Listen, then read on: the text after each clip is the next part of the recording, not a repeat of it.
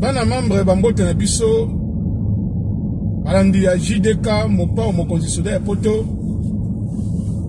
Il est 5 heures du matin. Na okende boulot. Bino mo mona nzela. Doa butu peut-être 5 heures du matin en Afrique ou na Congo, bah déjà jour. Mais biso awa to kotisko hiver. Donc malili mais choix exaté. Alors naye kaka koyebisa na bandeko ya France. Bandeko ya France obo Hollanda ngai na 3 sujets ya mikuse ya koyebisa bino obo retenir makambo ndenge échanger ndenge e bongwami na mboka poto. Poto oto yaka eza susu poto wana te bandeko na ngai. Mingi bokoma kolamuka na tongo po mesana ja kolala bapongi. Mingi bokolamuka bokoma kobima na tongo lokola soda ya poto. Bokolamuka bokoma kolamuka okende musala na ebisi bino na France makambo échanger. À partir il y a le 1er janvier 2025. Bolandanga bien. Bosala semblanté. Bolali bapongi na l'aéro na yebi oui, certes, mais boyeba que à partir il y a le 1er janvier bolala sous pongité. Banani o bolala sous pongité. Ba o ba touchaka RSA. RSA ezali ressources de solidarité active. Ezo sila. C'est-à-dire banda ko pesa bino ngo kaka na condition moko, à une condition, si tu travailles. Soki ozokende musala et comme lokola complément. Soki olingi musala te ovanda na ndaku ba kofuta o lisusu RSA te. C'est-à-dire mbongo wana obozorana soki 549 euros ezosila à partir il y a le 1er janvier 2025 okokende koluka musala. Na jebisa na bino ba oyo ba feneya ba obo lalaka oyo tamsu basi ba boko la rabino. Alors quand je parle de basi baboko la rabino, na lo bana basi na lo pena mibali. Wana ezali kamuna RSA. Ya mibale. À partir il y a le 1er janvier 2025, mutu nyonso oyo avali na France. Mwasi mobali oyo nyonso asalaka na oyo asalaka te.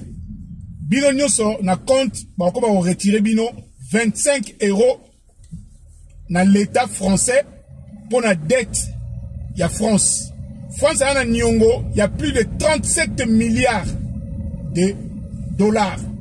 Il faut rembourser et Azana Mbonga rembourser te, a Rozongona Mituya, ba français, na ba oh nous va vendre en France. Donc Neko yeba que à partir du 1er janvier 2025, na compte na yo olinga te, ba banda ko benda yo chaque mois 25 euros. Osala te, wana ya mibale. Yami satunde ya motuya ezana ba femme seule. Ba femme seule, oyo ba benga basi isolée.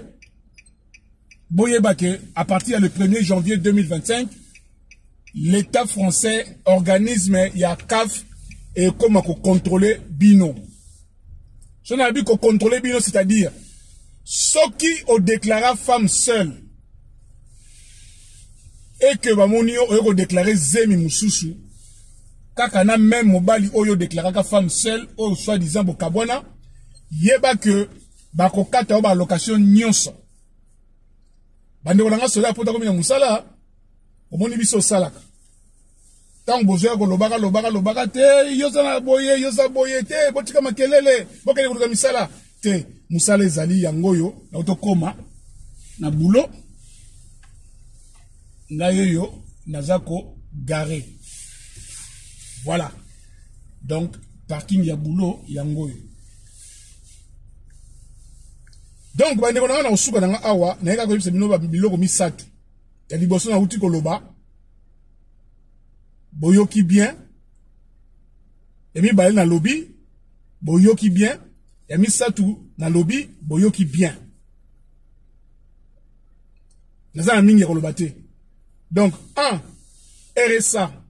Ba futa o lisusu te, soki osala te, sur l'inga musalate, sur la bapongi, à partir le 1er janvier 2025. Et Sili, Kofoutawana et Sili, 400 ce qui 549 et Sili, 549 € et Sili. Mi balé, bah comme Robenda Moutounion so osala te, olinga te, 25 € na compte na yo chaque mois pour nous foutre à Nyongo ya France. Ya mis ça tout, ma femme seule, boye bah que à partir le 1er janvier 2025, bah comme on contrôle bino, so on déclarer zemi, ce qui zemi on est tata o bokabwana yé, soit disant bokabwana yé. Bah au kata ba location parce que ezali normalité, so yi bokabwana mutu, ozala toujours na zemi na yé, obota toujours na yé. Et pas mindele basi ba comprendre ba lignon le sous te. Donc et aussi ba le sous te.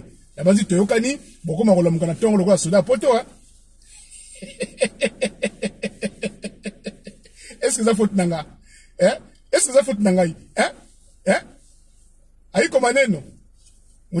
Maman Hortense n'a pas de na Danemark. Est-ce que ça faut nanga? Est-ce que ça vraiment faut nanga ya soda poto?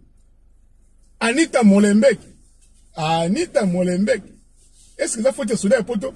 Il faut que la mouka na tongo kende boulot makambu ya kofuta ba social ba location et sili ekosila à partir le 1er janvier 2025 boyoka bo partager vidéo oyo balandi ya JDK mopa mo conditionnel poto et na kosenga na bino surtout to s'abonner na nouvelle chaîne JDK mopa au TV JDK mopa au TV et ko sala ngai wow.